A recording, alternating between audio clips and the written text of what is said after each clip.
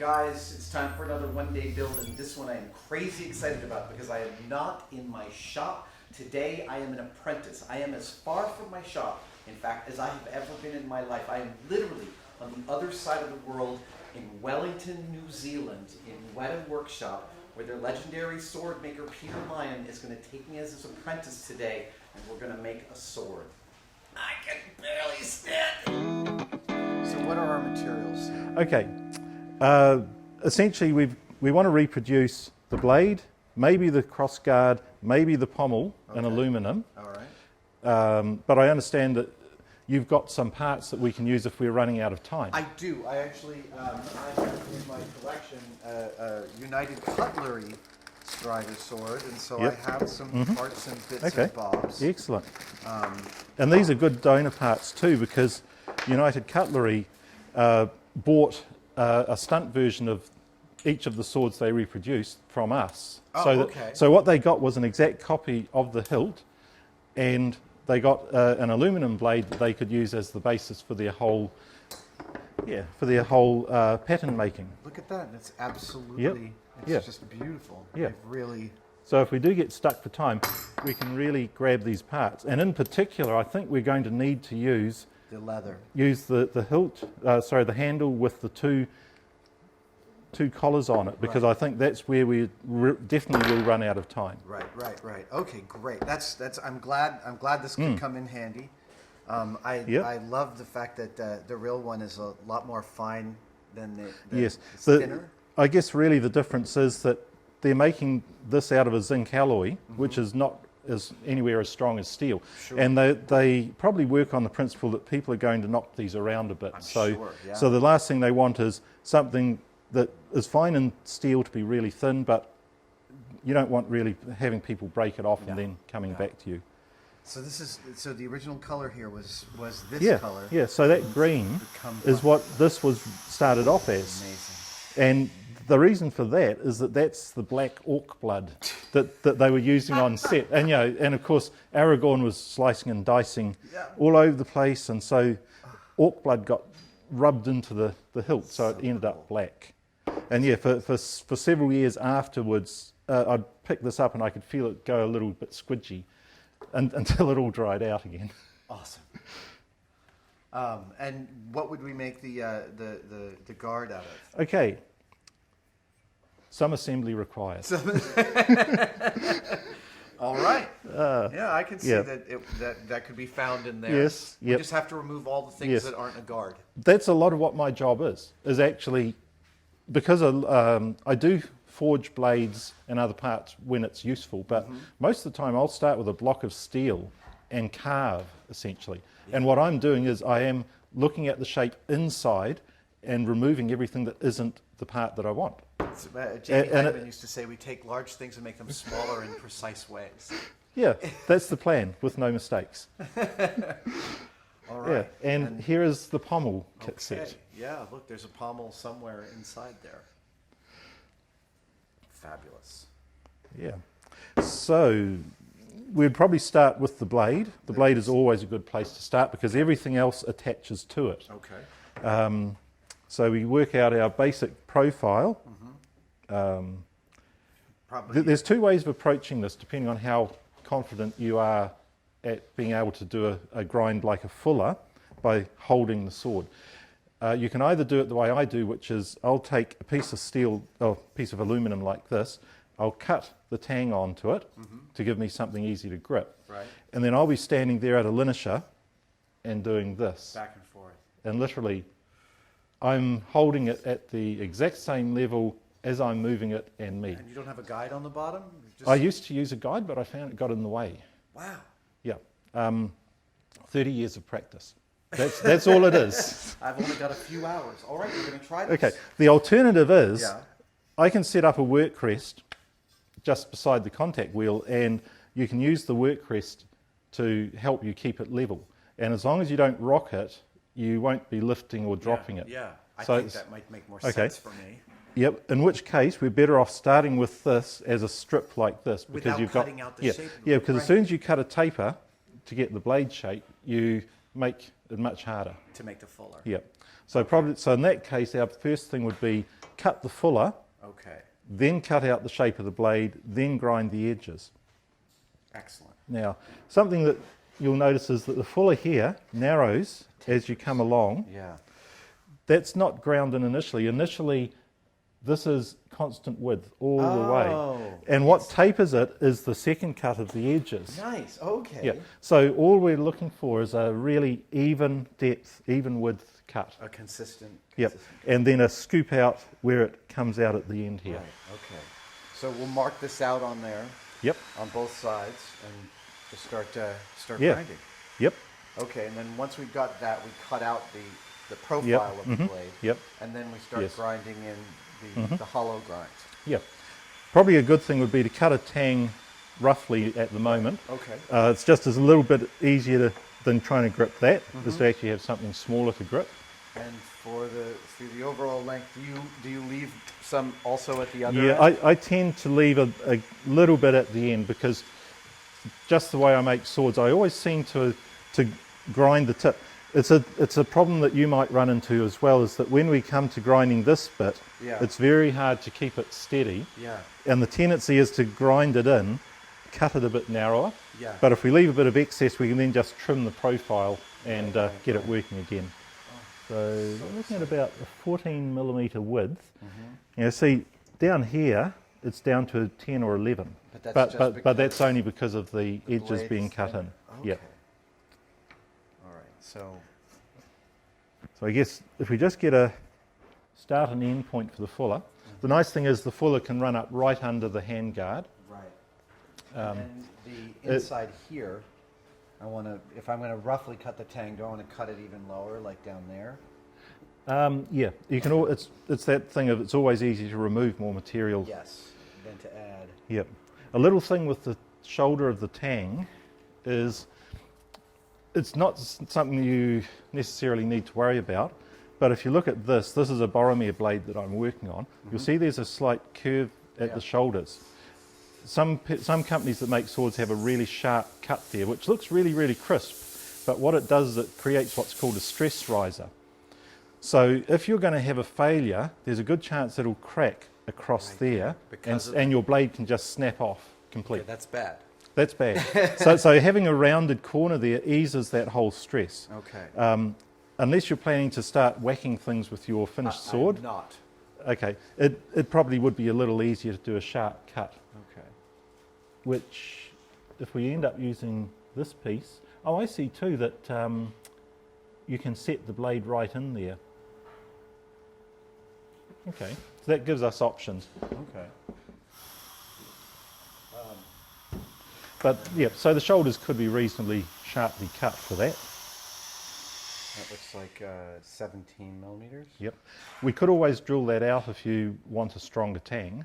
I mean, it's just something that I do. I'm a great believer in the tang should be as wide as you can possibly fit. Well, because we're but then using these guys. Yeah, I think maybe we should stick with that. We shouldn't make our lives too difficult. No.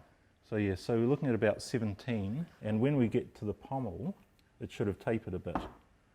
Oh, I see, it goes into a round piece.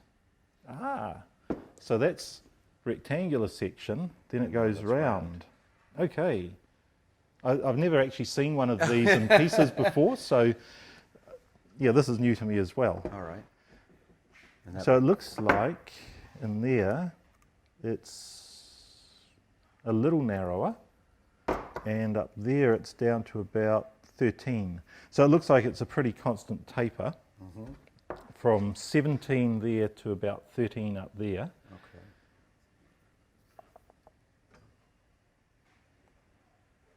And I guess. And of course, I'm using metric. Yeah, no, I'm happy to use metric. I can speak in metric, and we don't have to cut that off at all. We can. No, we probably won't be able to form a rivet head out of it. So we do want to finish it inside the pommel. So whereas this one was all riveted together, we'll probably end up either we could thread it or we could glue it. Okay. Depending on what works out. Okay. I think threading. I like the idea of threading it. That seems like a standard quarter 20. Though, Although, of course, this is an American product, Imperial. And you might not have the dies for that? I might be able to find them, but we'll see. All right. I can always, this is a good solid insert, so I could always drill it out and put a metric thread in there. Sure. Yep. Okay. I'm open to all of that. Mm-hmm. All right, so... Okay, so we've got our points marked, so I think we then get a centre line marked that becomes our reference for everything else. Okay. So this is, it looks like 49. Yeah, that sounds about right. 49, so it's... Yeah, the nearer to centre it is, the easier it is that you can then decide if you want to flip the blade. Right. Your work rest will still be at about the right height.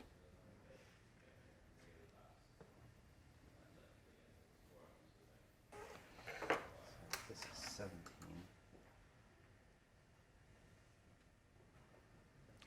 Yeah, if you leave it a little narrower, we can always grind it back later. Sorry, a little bit wider. We can grind it back afterwards. At this point, it's really just giving you an easy handle to use.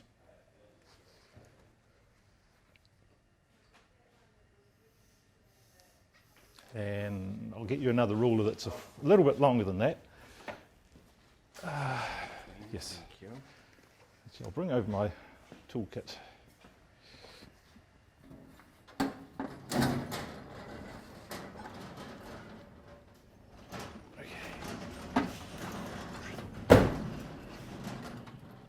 Tools.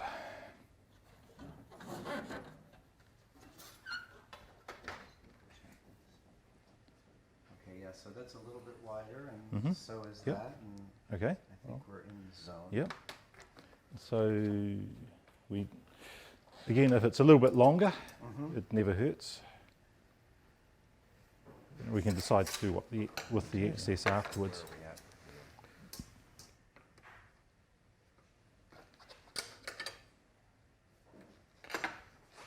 Yep. And now we have a... You've got the end of your fuller there.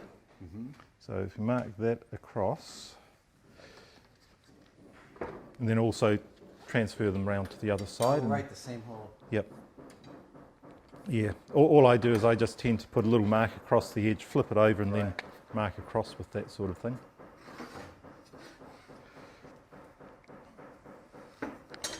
Yeah. You can be as precise as you like with this sort of thing, but what tends to happen is during the grind, things happen.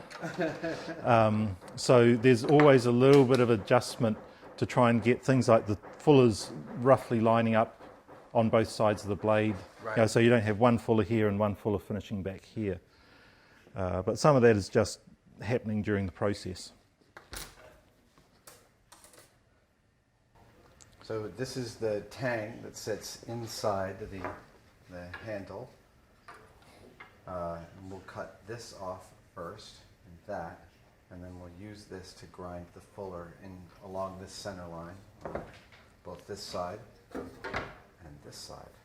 Oh, it's probably a good thing at this point to also just mark the outside edges of the fuller.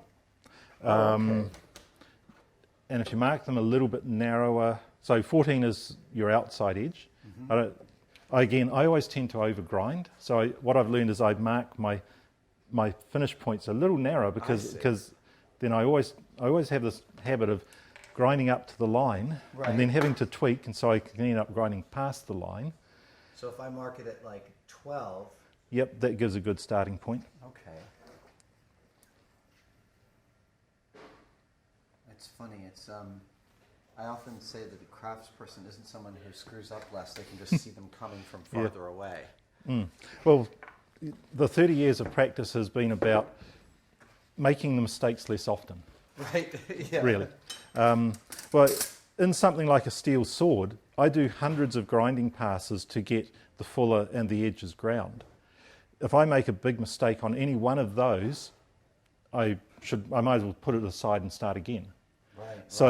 So in the early days, I started off by making lots of mistakes and then figuring out how to try and work around them. And getting better is just about making the mistakes less often. Another little thing I do is, because we've got to scoop it out, another thing I do is, like, I'll work out say, from about there onwards. Oh, whoa, sorry. Quite all right. Good thing about the steel caps. Yeah. Oh, yeah, so from about here onwards, plan to just scoop out that fuller. And this just gives a reference line to try and not grind past that. I see. Yeah, it's only a rough guide. It's more of a memory aid. Right, right, It's right. like do not cut square. Right. Okay. You can do the other side if you want. Oh, okay. Yeah. So it is again only a rough guide. Because whatever the plan with a handmade blade, it evolves as you're working on it. And when you finish making several of these, do you end up having some, like they each have a different Yes. personality? Each one is a little bit different. So even if they're made to the exact same pattern, the weight and balance will end up a fraction different. Interesting. Now, if I was a real sword user, I would probably notice the difference. But Yeah. for on-set use, it's all quite close enough. One of the hardest things is actually making a reproduction of something. It's like if somebody gives me a thing of make 3 of these, it's fine. Okay, I make 3 of these. Now make them identical. When you're hand making stuff, that's agree. actually the hardest part of the whole job. I totally agree. I've done some museum quality models where I had to Yep. match a truck precisely, and it Yep. was one of the most difficult things I ever had to do. Yep. The client was like, the bumpers broke. Yeah. All right, so we cut Yep. to the bandsaw. There we go. Yeah. Yes. Now this should also be very familiar to you. Oh, yeah.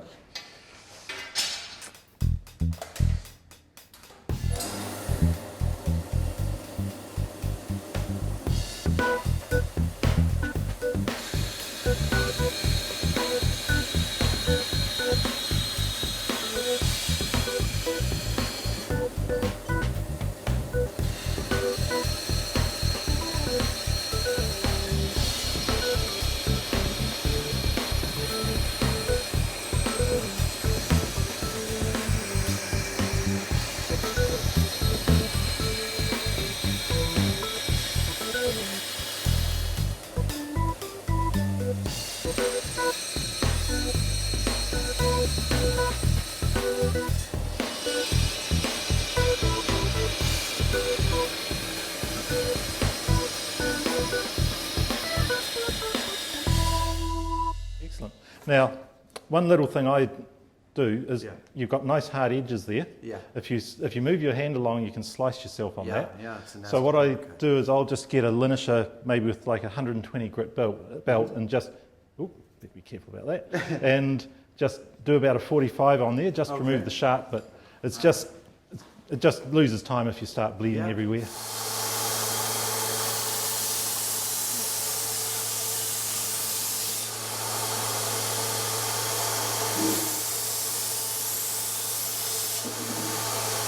Excellent. You're getting the sword grinder's 2-step as well, which is one side, flip blade, step across, other side. I have done enough grinding on my belt sander to know it's ridiculous to try it to keep the same angle. Yep. Oh, that's funny. All right. Okay. Well, the next thing will be setting up a grinder with a work rest. Now this grinder here was made for my height. The ideal is you're working, so I tend to work with my elbows tucked into my side. It gives stability. If your elbows are out, your hands can wobble a lot. Sure. So elbows tucked into side gives stability. And the ideal is, with your forearms pretty much level. Okay. So for me, this works fine. It Right. may be a little high for you, Okay. but maybe just, I could potentially work with okay. Okay, we can set up on here. Okay. So I'll get the little contact wheel, get the work rest set up on here, and probably start with a slightly worn coarse belt.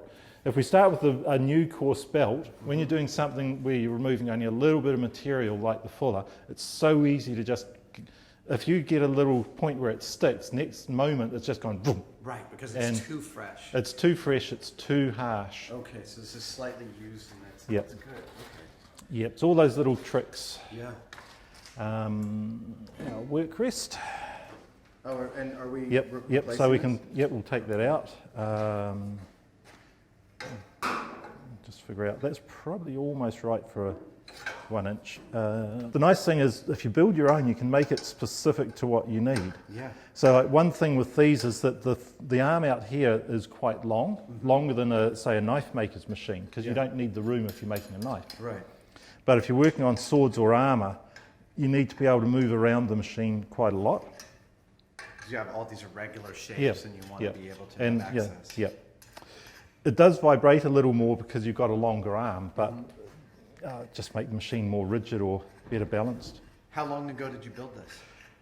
Ooh, this was the second linisher that I made for myself, so this would be about 20 years ago, maybe a bit longer. Did you turn this as well? No, this whole unit here is a replacement. Okay. The original one wore out. That is a lot of grinding. Oh yeah, yes. Oh, this machine has done thousands and thousands of hours of grinding. It's probably getting a little tired actually, but it's still hanging in there.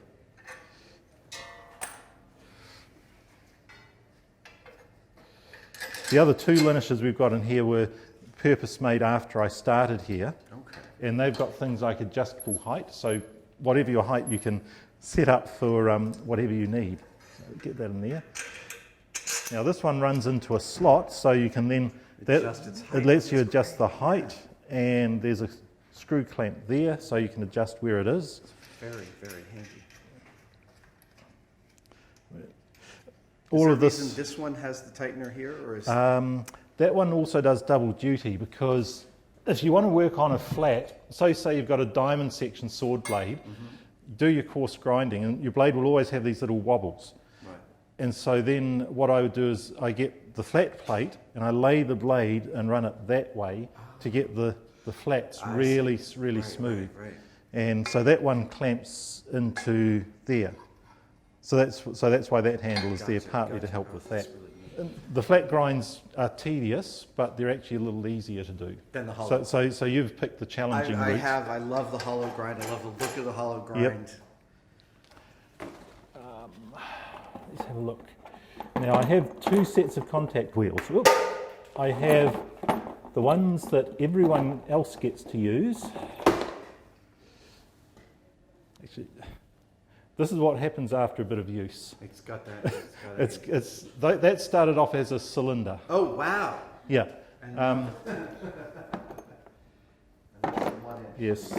And then sometimes you get something like that happen. So this is why I have one set of contact wheels that I leave out here, and I have another set that's for when I'm grinding. Yours, right? Yes. So which one do we use? This one? That's probably about the right size. Yes, I think that started off as a 1 inch. It's still about 1 inch there. Yeah. That slight barreling could be a good thing, because what will happen is, the ideal is you run the blade exactly in that groove. Yeah. But if that blade twists at all, even by a couple of degrees, one end or other of that is going to be cutting in. And so very suddenly your fuller can get wider, can do things like this. Right. So whereas the barreling actually gives you a little bit more leeway to play with, and a little bit more if you're moving that way. So that's what all the practice for 30 years for me is about, is being able to run it precisely in that groove. And what is it's rubber? It's a urethane, I think. Okay. Different hardnesses. This is a pretty firm rubber. And then there are other ones where the wheel has actually like tyre scoring cut in it, so like things like radial grooves. Okay. This one's a little bit less forgiving, but it will give you a really crisp grind. So when you're grinding a blade, that ridge line can be very crisp with these. Yeah. The ones that use the grooved wheels, they're a little bit softer, they are a bit more forgiving, but you won't be able to get quite a crisp grind with them. Now, because this one is much smaller than the other contact wheels, it's spinning faster. Does it overheat? Yes. There is a risk. That's a 1 inch wheel. The smallest one I use is 1/2 inch. This machine runs at about 30 metres a second. That's about 30 metres a second. So it works out about 65 miles an hour, something around there. And the way I tell people is, if you hit your knuckles against that, imagine you're driving your car on the motorway and you open the door and you do this on the road. That's what you're doing if you hit that coarse grinding belt. That was my next question, because we're using aluminum, which is excellent at transferring heat. Yes. Do you have some gloves for I my do. hands? I Good. do. I wouldn't be that mean. I find that the grinder and sanding scars are the worst ones, because they always happen on the knuckle. Yep.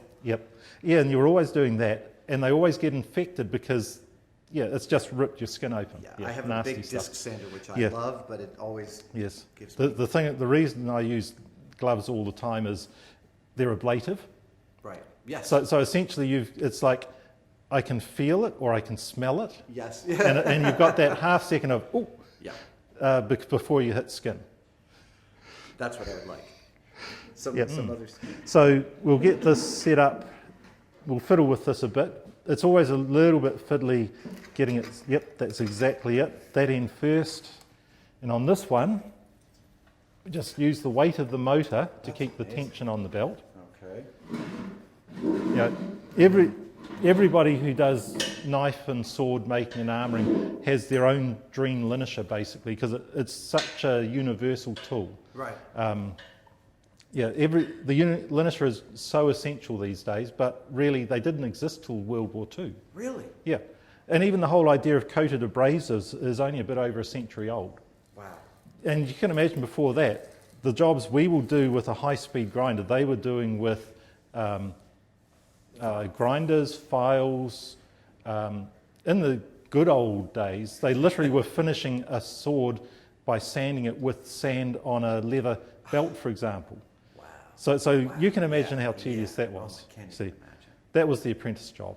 The new guy. How do you make sure it's got an ability to track?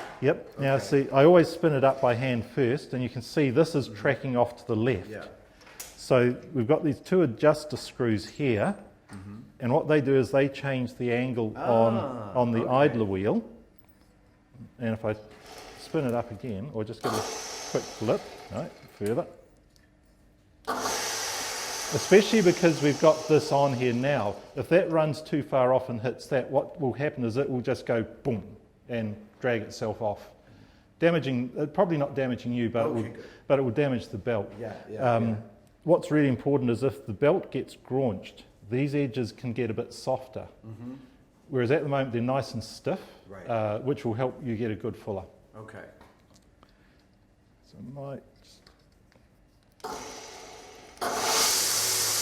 that's running well. That's beautiful. Another little thing I've learned from experience is when I'm starting up, I stand to the side.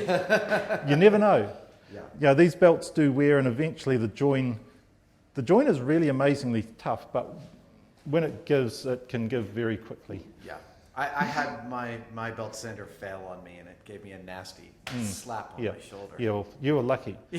When my one failed with one of these coarse belts on, it hit me on the top of the head. And I shaved my head because, if I let my hair and beard grow out, I just look old. But of course, I had no protection. So for the next few weeks, everyone was asking me, "What did you do to yourself?" Because it left these.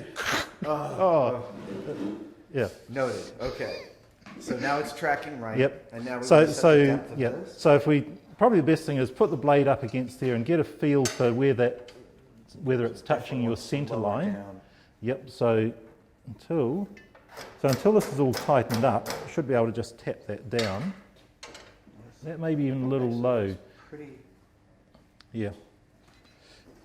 And also you can adjust the way it sits by just turning the blade a little bit, so you can adjust your height within limits. Right. But the best thing is to get it centered. So maybe at this point we'd clamp it. It looks pretty. You do a short grind and just see if it's running more or less center. Okay. And then we can tweak it from there. Okay. And you're already adopting the sword maker's stance, which is right. Yeah. Is that you're actually this is why I stoop a little bit and I have to work on standing. Because when I'm grinding, you're actually leaning over the blade, looking backwards at what you're doing. There's no other way to do it, unfortunately. There's no other way. Okay. Yeah. It's all biodynamics. There would be other ways of doing it, but this is the way that just sort of works best for most people. Right. So tighten those off.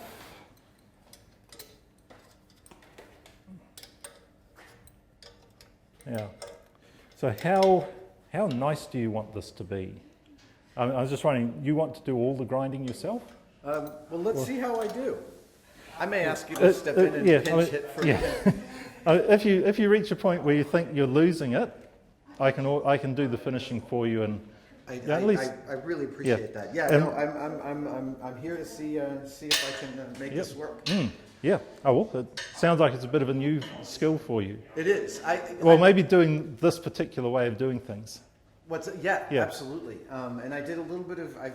We had a magic trick in our stage show in which I had to replicate a steel blade in aluminum, just a knife blade, and I got a little bit of an experience into that, and I was shocked at how difficult it was. You generally start down here at the bottom and then move up towards the top. Yeah. I wouldn't try and do this in one pass. Okay. I tend to do something like this in 2 or 3 segments, really? and then blend them. So I'd try and get a good clean cut. Though in this case, you can actually grind way past there because the handguard is going to cover that. Right.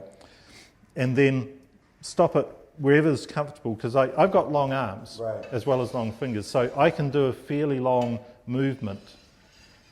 But if you find that it's more comfortable doing a shorter movement to give you control, then you just sort of stop it there, and then in the next segment you overlap your grinds a little bit until they've blended through. Okay. I guess there's nothing to do but start. Yep.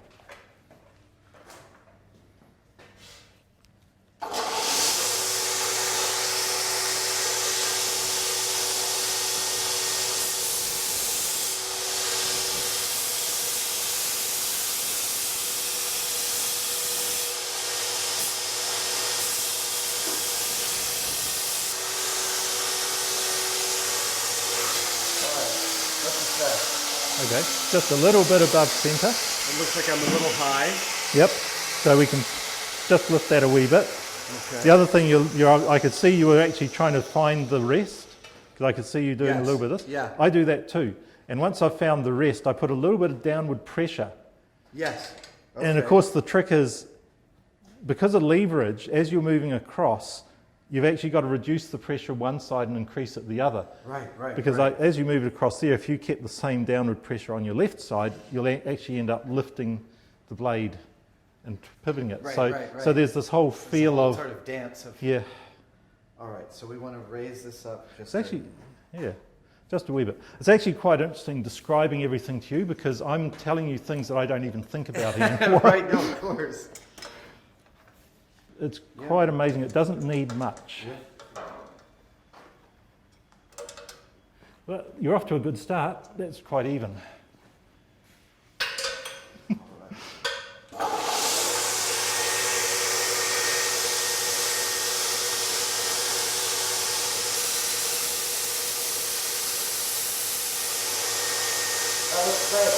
Okay, keep at it. You're doing better than most people do on their first blade. Awesome. You're keeping it level, which is a lot harder than it might sound.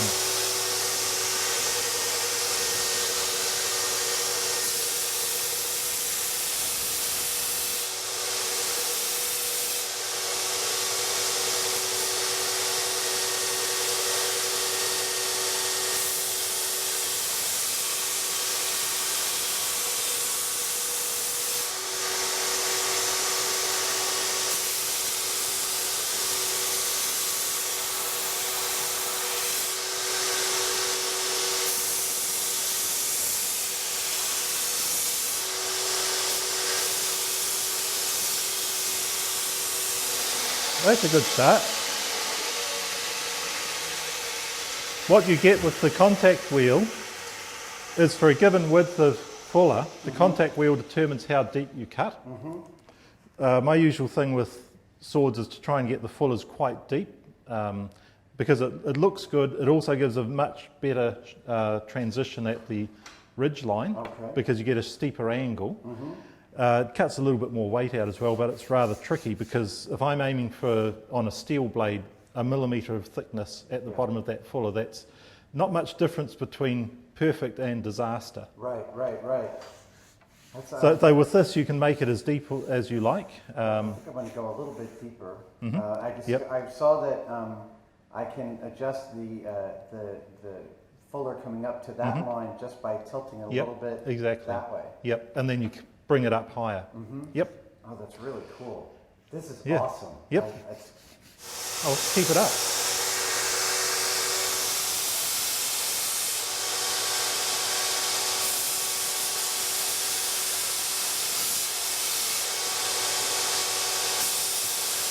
One of the hard things too is keeping relaxed. I don't know if you feel it, but it's really easy to start getting tense and think, oh, I'm getting close. You want to do something like 15 times, you can start to overthink it and think maybe I need to put more pressure. And I have a lot of experience with overriding my natural tendencies to overthink things. But that's good. I'm excited by how regular that is. Yep. No, you're doing really well. I mean, another way to do this would be to put it on a mill. Right, but with a round over. With whatever bit's appropriate, and machine the whole thing, and then just finish it. But I didn't have access to any of that equipment 30 years ago, so I learned it the hard way. That's great. That's great. So when you're doing the feathering, do you think this feels to me like a pretty good? We're pretty close there. What do you think? Yep, depth-wise, that's good. The edges are nice and quite straight, so you're actually in good shape there. Do you turn it over and do the same here, or do you then feather and go here and continue to the end? Either. I tend to do one hole fuller and then do the other side, but it's really up to you what feels easier for you. I'm inclined to do that, to do the same thing. Sounds good. And at the moment too, this is 36 grit, so this is quite coarse. So your next thing will be repeating all this with a finer belt. Right. And to get a nice sheen at the end of it, I use Scotch-Brite belts. They are brilliant. They're also, got to say it, they can sometimes be a good way of hiding mistakes. Yes, I love it's called hiding crimes. Yep. Right? Put a bit of bling on it, they'll never notice. All right.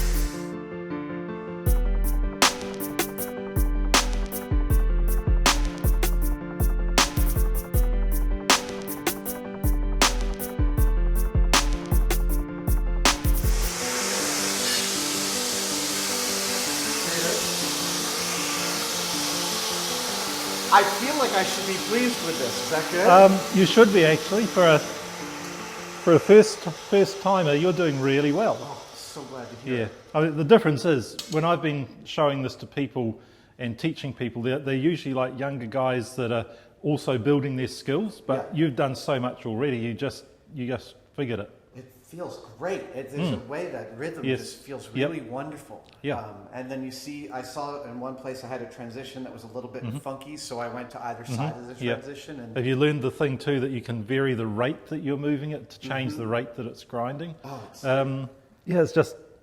it's sort of weird. It's almost hypnotic. Well, it is. And now that I've gotten a little bit of exposure to it, I feel like I'd like to watch you do it. I'd like to see how you do it, just because it will help. Now I know what to.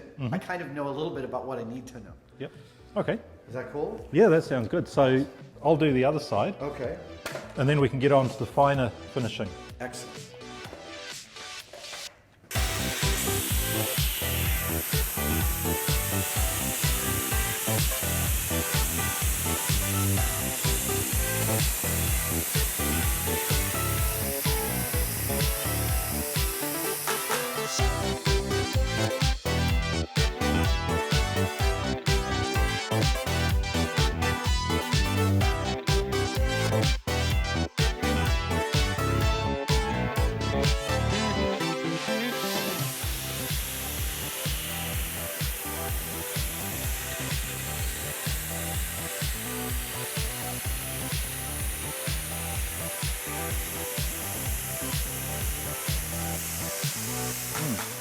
Yeah, well, there were little things like I was changing that. I was changing the rate I move.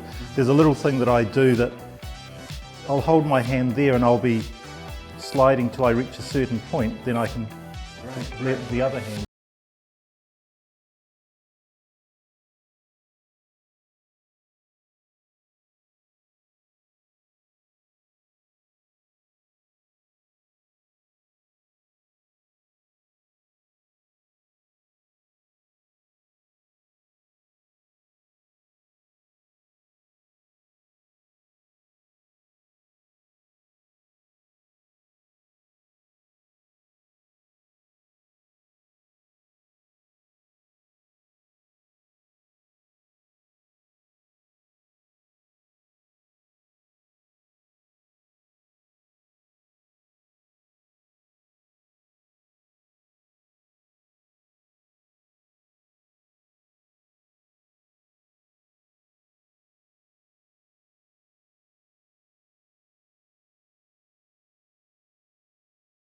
I'm pretty pleased with this fuller. I feel like it's time for the next step. Yeah, I mean, you've done really well actually.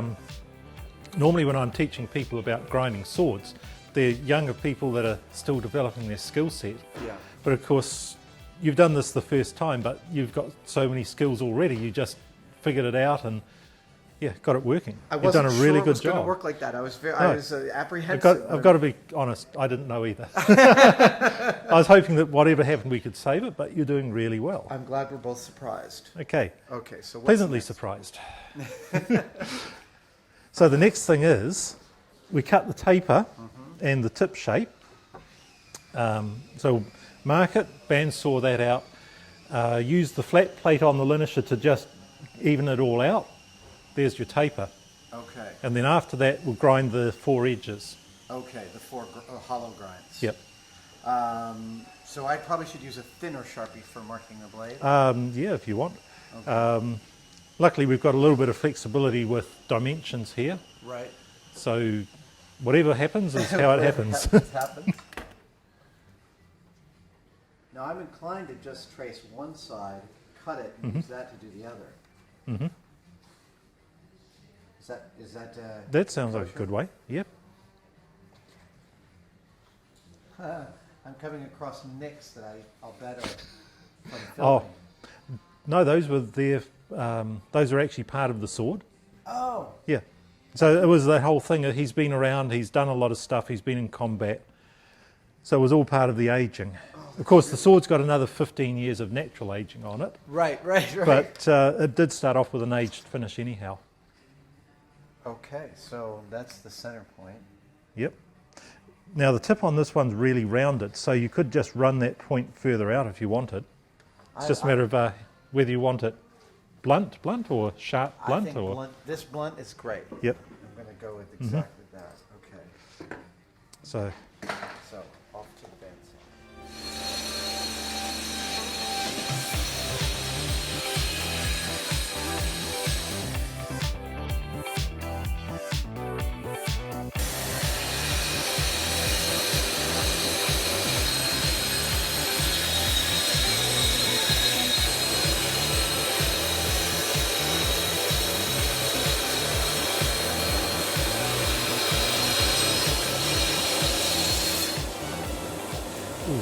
before you cut the other side, it might pay to flip it over and check whether that distance there is the same on the other side.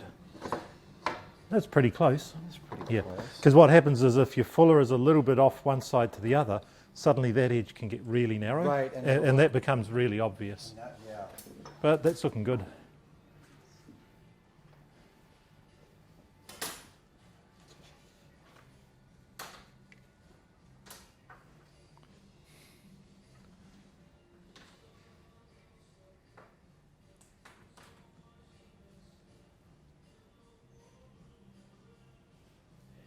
So I've left a little more material on the outside edge. Mm-hmm. And Yep.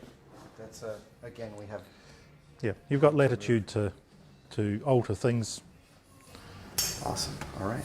Back to bed.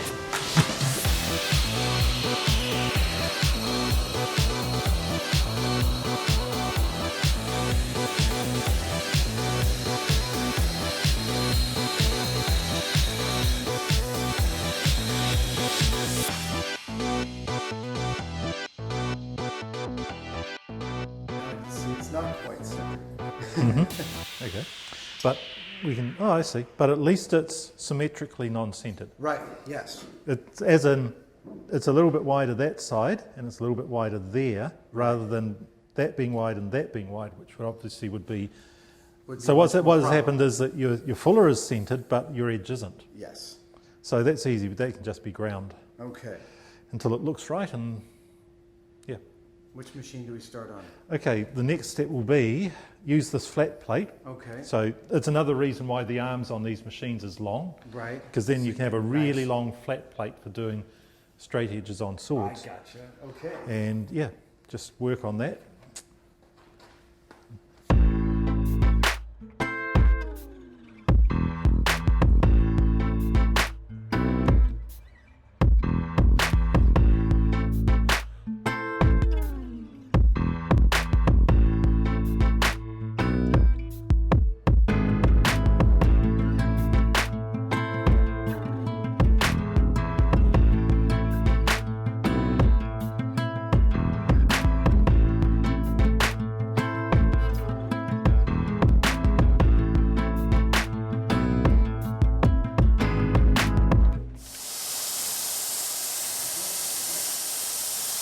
Okay, great.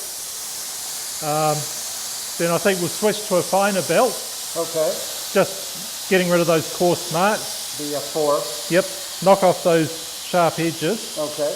and after that we can mark out for your edge grinds. Okay.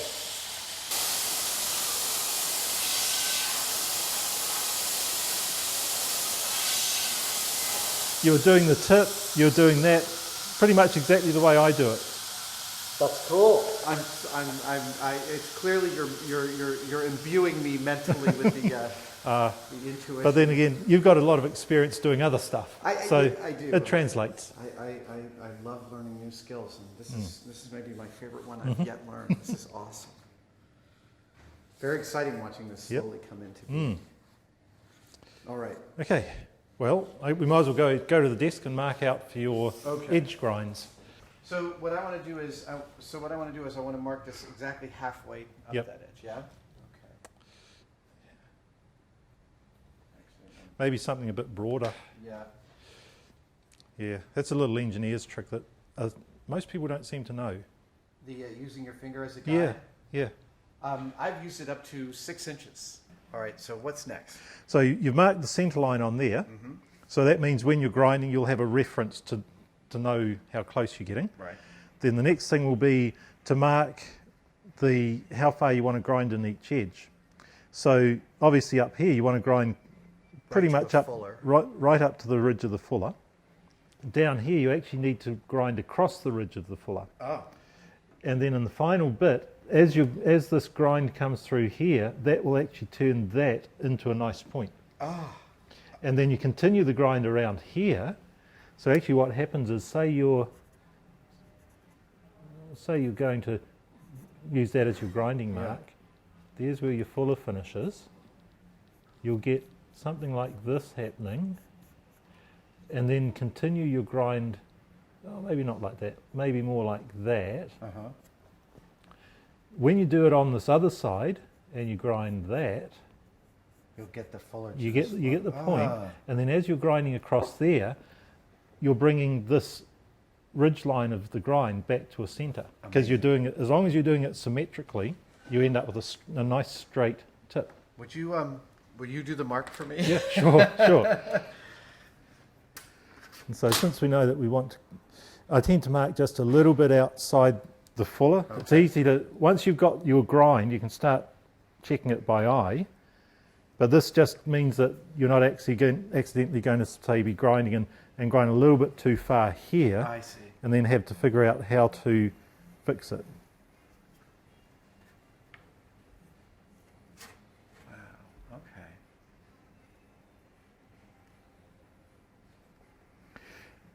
Okay. And you'll see that this is where the tapered fuller comes from. It's this second grind that you do. What this also does is, because you're cutting in across the ridge line, it's getting thinner from there to there, and then it comes back to full thickness here. Right. And this is a thing called distal taper in a sword. And what that does is it means that your sword has less metal up here, which means the tip of the sword is lighter, which means your pommel doesn't need to be so heavy to give you the balance you want. Right. And it's one of those key things for sword making that if you don't get it right, say for example, some people would grind this to keep the ridge full thickness. Yeah. And what that will result in is this blade that's pretty heavy. And then you need to have a really heavy pommel to try and counterbalance that. So for every bit of weight that's left in the blade that's not helping you, you need at least twice that much in the pommel. And it all adds up really, really quickly. And this is only a reference so that as you're grinding, if you just keep checking occasionally, you'll find that... Right. So it gives you I see, you can tell Yeah, how much you yeah. And then you reach a point where you're judging it by eye, not by the line.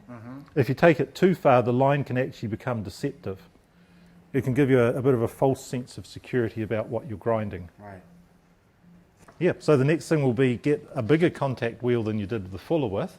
Now, in the case of the Strider sword, that was done with a 4-inch contact wheel. Okay. And what it does, it just gives you a shallower groove. And I'm still using the bench guide. Yep, you'll be doing that using the rest. So, and what happens if I sketch this out? Yeah. So here was your original block of aluminium. So you've cut the fullers. Right. Here's your centre line. And if we imagine that, say, this is up near the shoulder of the blade, what this grind does here is it brings you out to an edge here which might be a 1/16 of an inch thick. Okay. And then in the final thing for, say, a film prop, we'd put a little bevel on the edge and just form a sort of a bullnose profile, and that gives you your secondary bevel. Okay. And the profile of this circle here is, you see that the blade is still gradually thickening as you go across. Yeah, yeah. At no point do you want it to start doing this, because suddenly you've got a built-in weak point. Oh, right, yes, yes. And so that's all done by judging the size of wheel that you use.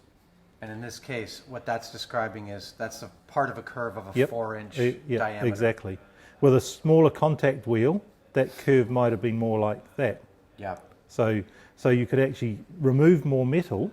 You'd have a more flexible blade because a lot of your strength is coming from the metal that's on the outer part of the blade. So if you were, say, to cut that in a little bit deeper, you'd have a lighter blade, but it would lose a lot of stiffness. Right. This doesn't matter on aluminium, but on a steel blade, it's really critical about that balance between stiffness, the flexibility you might want, cutting the weight down, but not making it so light that you've removed the strength that you need. Yeah. You know, back in the days when people's lives depended on these little design details made all the difference. Right. Sometimes people lived and died here. Wow. Another thing that distal taper will do, and I'll show it to you on this one. So this is a Boromir sword. This is the Boromir sword, of course. This is awesome. Yeah, it's heavy. It weighs about 4 pounds, which is quite heavy for a one-handed sword.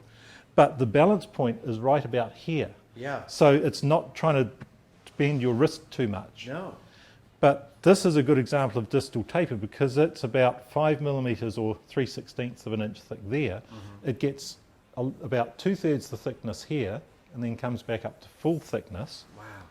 And if I can have it back. Yeah, please. Whoa! Don't worry. I've done this a few times. but what this shows is, you notice how it's curving fairly evenly? Yeah. Now, if it wasn't for that distal taper, it wouldn't curve evenly, which would mean that you would have points that are built more strongly than they need to be and aren't doing anything. They're just adding weight. Oh my God. So say if we built that with a grind just following the edge of that ridge line, it would be a lot stiffer than it needs to be up here. It would be stiff here, and sometimes the blades tend to curve a bit more in the middle because as you put stress on them, it's... This is what heat treatment's about. To watch that happen. Oh. All right, I won't hold this one. Yeah. feels so good. Yeah. Insane looking at the bench. Yeah, and this is what I mean about the evolution of the blade as you're grinding it. So like with a steel blade, I'd be grinding it, and then I'll be doing things like tweaking it. So once I've heat treated it from the rough grind, I can start tweaking it to get the sort of the bend radius I want, Right. get the weight feeling right, remove excess weight where I can, without suddenly getting a blade that will just go in one spot, because Yeah. obviously that's then become too weak. Amazing. That's really cool. Yes. The balance is something that's really lovely Yes. to feel, because you don't ever feel that on No. replica swords. No, They're all... this is always a problem that you'll get, without naming any particular company, a lot of them do it. It's dictated because they've got a price point they're trying to meet. Yeah. So they're making their blades out of something like 420 stainless carbon steel, Yeah. which is a reasonably good steel. The way they machine the blades, often the blades have a fair bit of weight in them. And then where I would be using a steel crossguard and pommel to get the balance and help the balance, when you use zinc alloys, quite often, lighter. depending on what mix you use, some of them are a lot lighter. Yeah. So you'll have a relatively heavy blade because they don't have the time to machine it to within an inch of its life, Right, right. and a relatively light hilt. So the weight may be the same as the original sword, but the balance is all wrong. Got it. And I mean, that's the difference between something that's made to look at and something that these swords, if I put an edge on them, they're battle ready. They're ready for fighting, yeah. Wow. All right. I think it's time to grind. Yes. Yeah. If you were to use it like that, what will happen is that it'll jam underneath. Right. And next thing you know, you've ground a huge right. chunk out of your blade. So it's important that you have your blade sort of upright, maybe a little bit that way, maybe a little bit that way. But it means that any force that the grinding is doing is it's just pushing it onto the plate. Right. These are lessons learnt the hard way.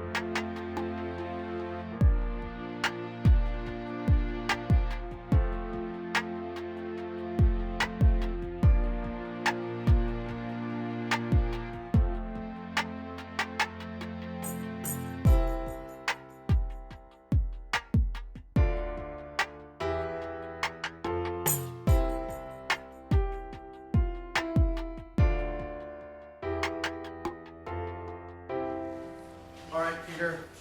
Yep. It's not perfect, Okay. but I think it's as close as I'm going to get. I think for a first time, it's bloody good. Bloody good. I will Yep. take bloody Yes. good. Yep. It is nerve-wracking work. Yes. Yep. And you're always thinking, I'm as good as my next slip. It's like, oh, no. And here I got Yep. almost too thin here. It's going to happen. Yeah. You were concentrating on one thing and forgot about the other I thing. was. Yep. But I'm So easy. not too wavy on the fuller. It's a little bit, but again, Yep. I think I'm going to cut my losses and move on to the Yeah. finer. It's one of those things with making a blade by grinding, or any blade has to be finished by grinding anyway, even if Yeah. it's forged, is that there's no going back. No. It's not like model making where you can slap in a bit of bog on and reshape the surface. If you go too far with a blade, Yeah. that's it. You either figure out how to save it, make it into something else, or start again. I am noticing an interesting thing is now that there's much less material, it's cooling down much faster. Yeah, it's also getting hot faster. It is getting both of those things, Yep. but it's super light. It's quite Yep. lovely. All right, finer. Yep. Finer So balance. same as the fuller, finer finish, and then we'll Scotch Brite it, and then we'll put a fake edge on it. Excellent. Yeah.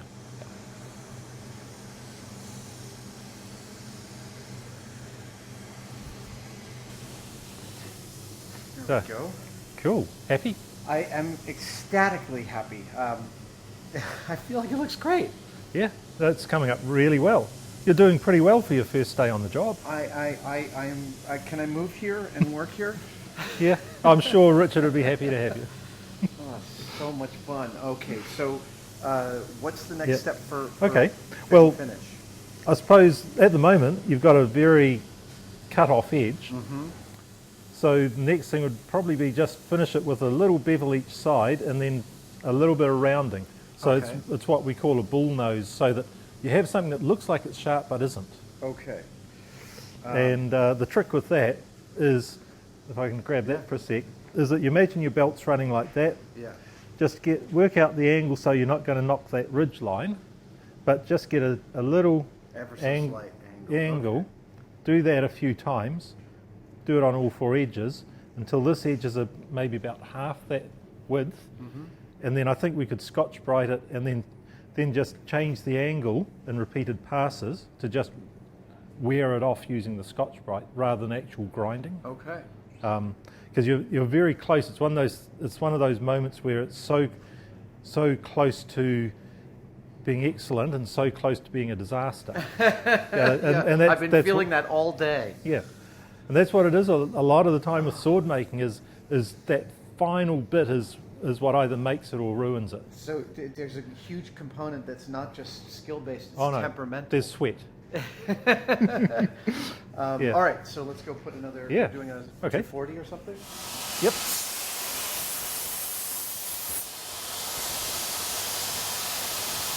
Almost too light, that's perfect. Yep, okay, a little bit more. And you could, because of the belt angle, you could almost hold that flat and you probably get the right sort of angle. It's a little bit steeper than you want.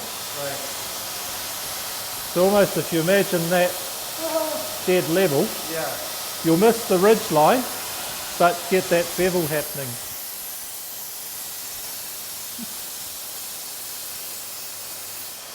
That's terrifying.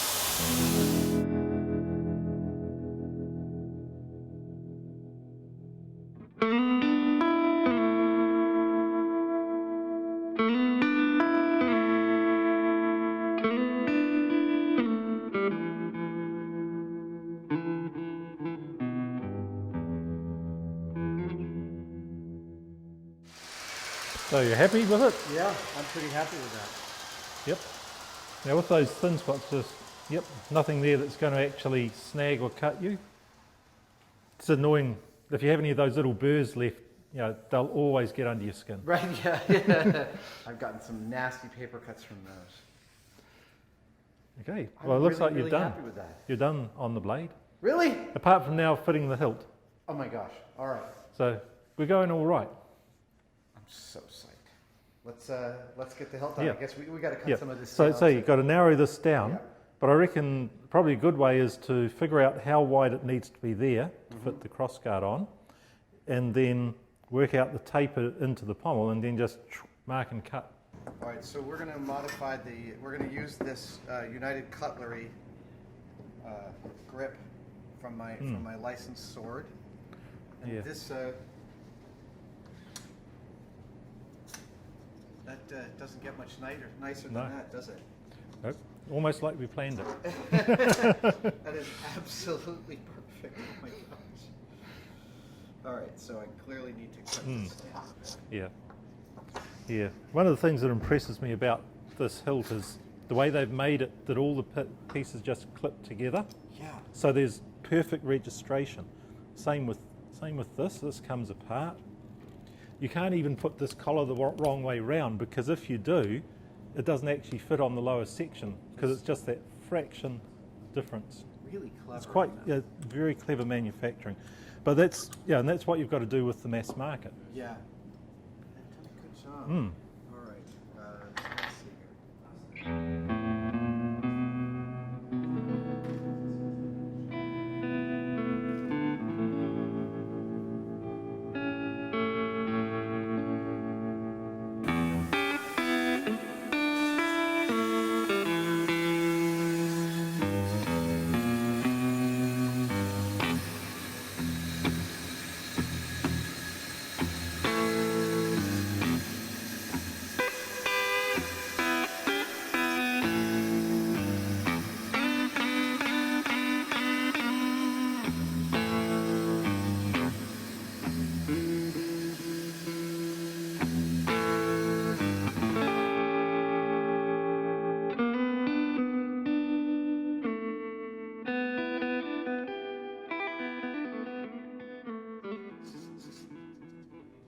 Oh, looks good. That does look good. Does it nestle right down yet? Oh, actually, Just just the tiniest bit not, and I kind of did that on purpose. I sort of left it just Yep. a little bit wide there. Yep. Oh. That sounds like it's snugged into place. Yeah, it really did. Okay. Oh, call that good. That's almost. Wow, that's great. Were you wanting to shine these up a bit more later? Yeah, I think we'll have time. What's that? I think we'll have good time to do that. Oh, okay, cool. Then I'd love to shine them up. And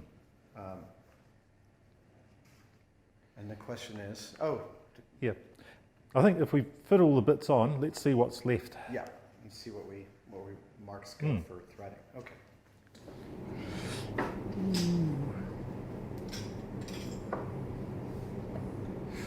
That is It is.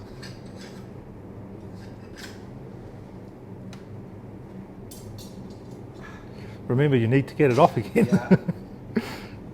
I think we do want to file this just a Yep. little bit.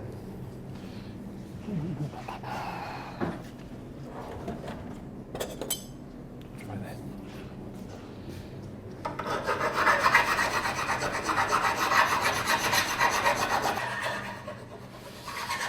Well, more aggressive? Sure. I didn't deburr these either. Forgiving.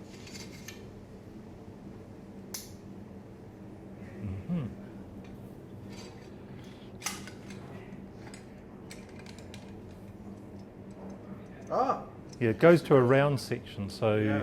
so those square shoulders might need a bit of work up there. and Just too tight. yeah, it still doesn't like that.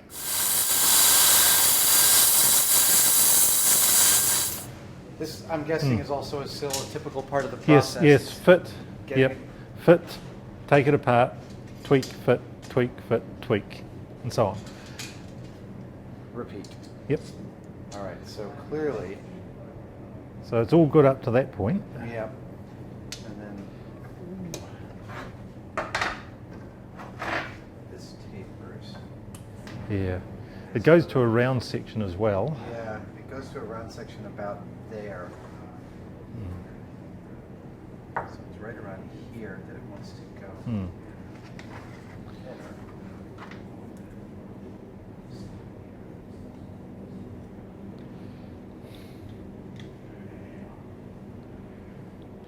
Well,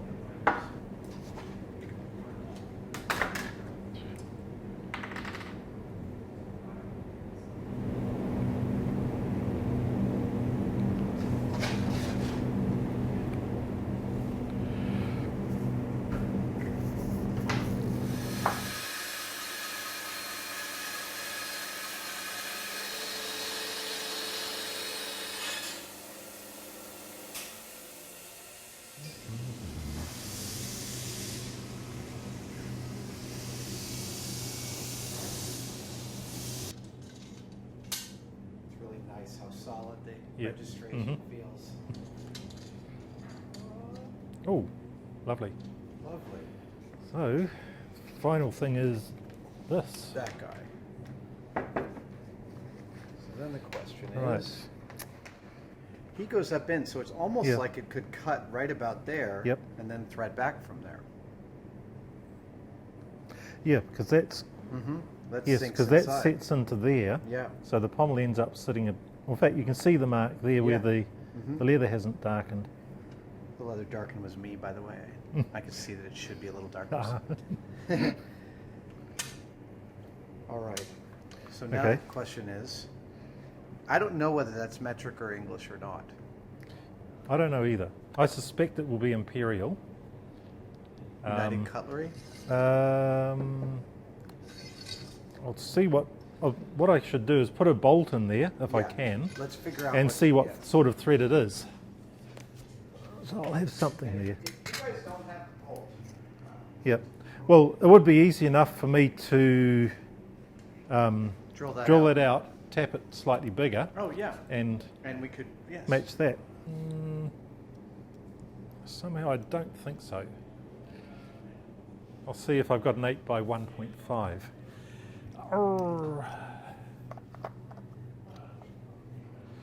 It does worry me a little bit that if I was to drill this out, you won't have a nice round tang because your tang will be around with a flat. Well, it's more I'm worried about whether the tap will actually go around the end of the tang without skidding off, because this is already about 7 millimeters inside, which means it's about an 8 millimeter or 5/16 tap. Oh, and we're already dealing with aluminium that's less than 1/4 of an inch thick. So instead of having a nice round piece for your tap to go around, you'll have a round, flat round, and it could skid off. To be clear, the UC blade had that. Did it? Yeah. Oh, so they had exactly that same thing. They had exactly Oh, that. that's interesting. But they would probably have special tooling to do that. I'll grab a bit of aluminium and put a test thread on it to see whether I can get away with boring that out. Okay. And if I can't, then maybe our engineering department would have imperial taps and dies. All right. Do you have some Scotch-Brite I could do a little working on these a little bit? Yep. We'll do.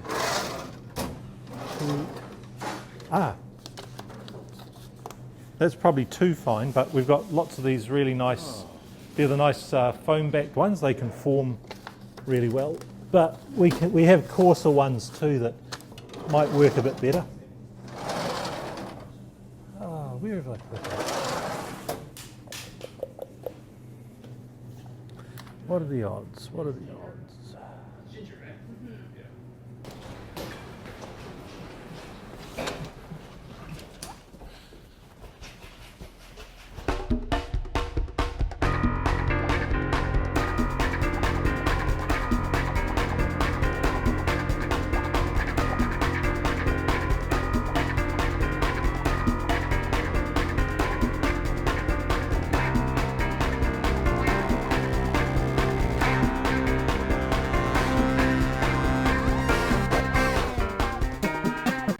Unbelievable. That. Nobody uses M9. It's always M8 or M10. Who uses M9? Your experimental metric tap die turned out to be the exact right threading. Okay, it's been one of those days, hasn't it? We've been working out. That's awesome. Okay. Well, that's definitely one for the books. All right. Okay. So do you want me to tap that? Yes. I'm gonna, So how far do we go? I'm going to set it up to cut it. Make sure the mark I have is correct.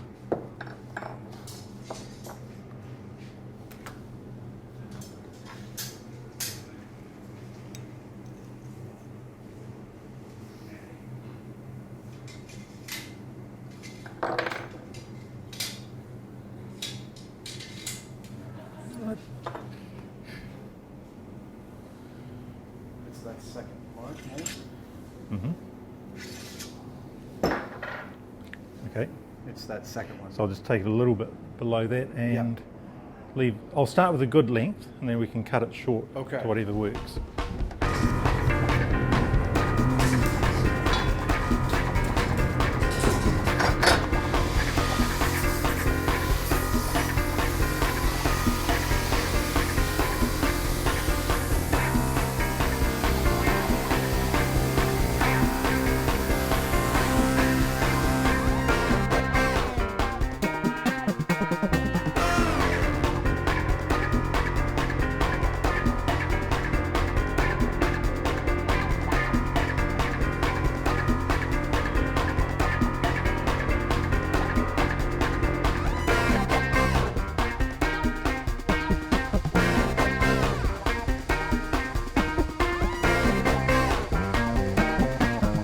I haven't gone all the way. Ooh, shiny. Yeah. I just wanted to make double sure. I just couldn't believe my luck that it could be that thread. It's tight, but ooh, no, maybe it's not. It doesn't quite feel right. doesn't look like it's stripping it though. Maybe it's just quite tight. I think it's just quite tight. It's hard to tell. There's no damage to the thread there, is there? None. Okay, well, I'll keep going. Yeah, I think you can keep going.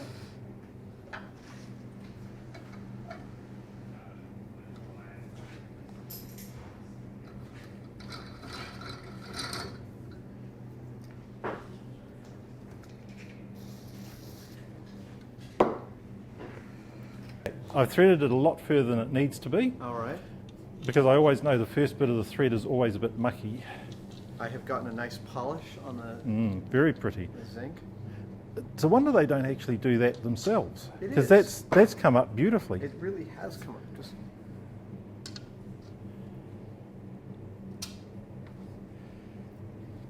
Drum roll, please. Oh, it'll probably be a little gold. burrs left from the threading. it is. Shall I clean that? We're so close. A couple of swipes with the file would probably remove whatever's doing that. If you'll steady it.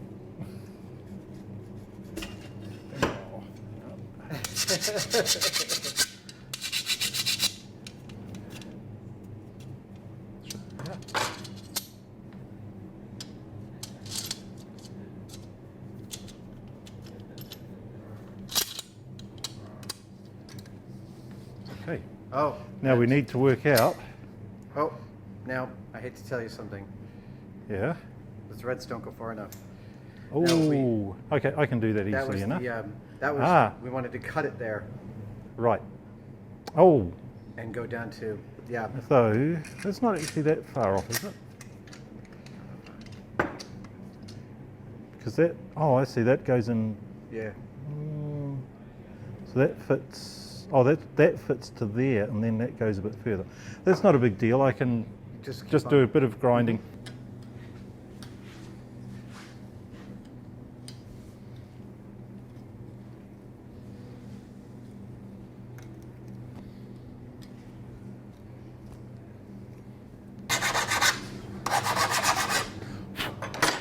Okay.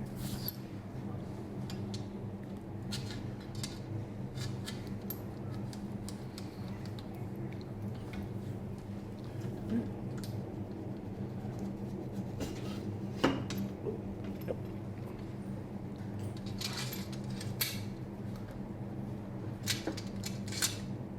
And we just really want to slice Yeah. it right about there.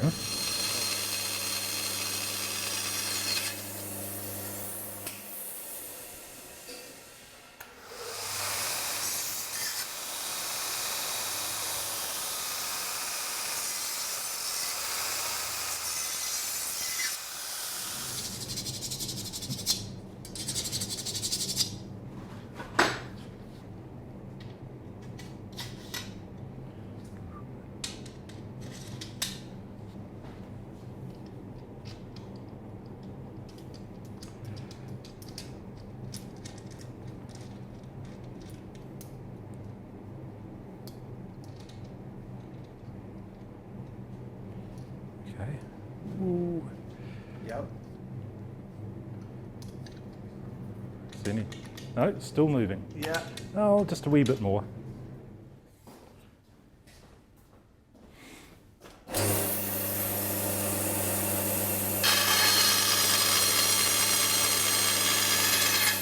The moment of truth. Again.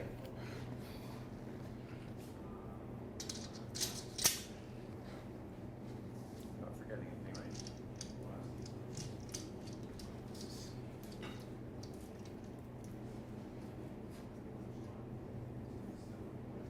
Tight. Peter, I Good. think that's it. Yay. It's a bit pommel heavy. It is. Ooh. There is a little. Oh. Light though. It is beautiful. Oh my god. Oh, that is so awesome. You have just made my month. I thank you for your generous teaching and mentoring and guidance through. It's just, I'm going to make more of these now. Yep. Great. Thank you. Yeah. No, looks good. Is that ready for a scene for a stuntman to start whacking at each other? Probably. Excellent. Good. All right.